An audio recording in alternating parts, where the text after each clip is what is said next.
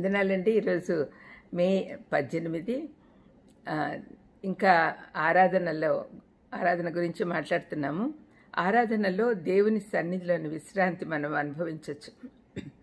మత్తయి 11:28లో యేసుప్రభు చెప్తున్న మాట, ప్రయాసపడి భారం మోసుకుంటున్న సమస్త జనులారా నా యొద్దకు రండి, నేను మీకు విశ్రాంతి కలుగజేతును అన్నాడు.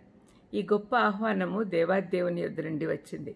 ప్రేమ, ఆదరణ, కరుణతో నిండి ఉంది. యేసయ్య మానసిక శారీరక విశ్రాంతి ఇవ్వడానికే మన కొరకు ఈ లోకానికి వచ్చాడు. దేవుడు జ్ఞానులను, విద్యావేత్తలను తన యొద్దకు పిలవడం లేదు, కానీ ప్రయాసపడే వాళ్ళను, భారం మోసుకొనిచున్న వారిని ఆహ్వానిస్తున్నాడు. లోకంలో ఉన్న సమస్యలను, చింతలను తన చెంతకు తెచ్చి తన పైన భారం పెట్టి విశ్రాంతి తీసుకోమని చెప్తున్నాడు. ఆయన సన్నిధిలో భద్రత, విశ్రాంతి దొరుకుతుందని నిశ్చయంగా తెలుసుకోవాలి. యేసుప్రభు రండి అని పిలుస్తున్నాడు. అయితే ఆనాటి పరిసయ్యులు జనులపైన ధర్మశాస్త్ర భారము, క్లిష్టమైన ఆచారాలు పెట్టి చేయండి అని చెప్పేవాళ్ళు. నిజమైన రక్షణ ఆయన యుద్ధ మాత్రమే దొరుకుతుంది.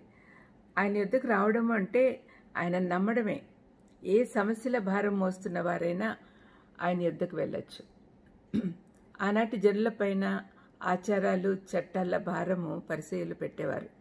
మోయ సఖ్యం గాని భారమైన బరువులు కట్టి మనుషుల భుజముల మీద వారు పెట్టుదురే గాని తమ వేలితోనైనా వాటిని కదిలింపనొల్లరు అని మత్తయి 23:4లో ప్రభువే చెప్తున్నాడు.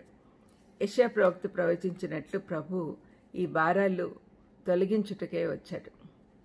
ఇంతకంటే ముఖ్యమైనది కానీ ప్రేమతో కూడిన ఆహ్వానము ఇంకేది ఉండదు. మనకు రక్షణ, విమోచన ఇవ్వడానికి పరలోకం వీడి భూమిపైకి వచ్చిన ఆ కరుణామయుని నోటి నుండి ఈ మాటలు వచ్చాయి.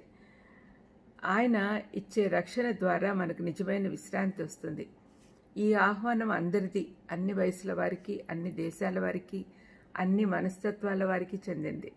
పాపపు కాడి కింద ఉన్న వారందరూ ఏ స్థితిలో ఉన్నా కూడా ఆ స్థితిలోనే ఆయన వద్దకు రమ్మని కోరుతూ ఉన్నాడు.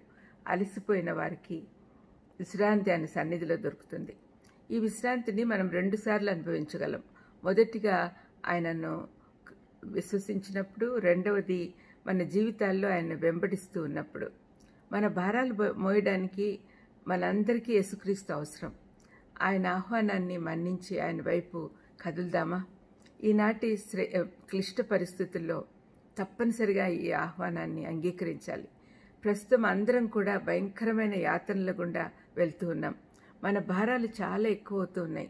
ఇలాంటి సమయంలో వేరొక మార్గం లేదు, కేవలం ఆయన ఎద్దుకు చేరాలి. ప్రస్తుత పరిస్థితులు ఎంత భయంకరంగా ఉన్నాయంటే సొదొమ గొమొర్రా టైంలో ఉన్నట్లున్నాయి. రెండవ రాకడ చాలా సమీపంగా ఉంది అని అనిపిస్తుంది. విపత్కర పరిస్థితులు విలయతాండం అవుతున్నాయి. అటువంటి సమయంలో మనం ఆయన దగ్గరికి విశ్రాంతి కోసం పోవాలి. అప్పుడే మనకు భయం లేకుండా విశ్రాంతిగా, నిశ్చింతగా ఉండగలం. ప్రార్థన చేసుకుందాం. దయమైడా తండ్రి, మీ ఆహ్వానం మేరకు మీ ఎద్దుకు వచ్చేదానికి మాకు సహాయం చేయమని యేసుక్రీస్తు నామమున వేడుకొంచున్నాను తండ్రి. ఆమెన్. God bless you.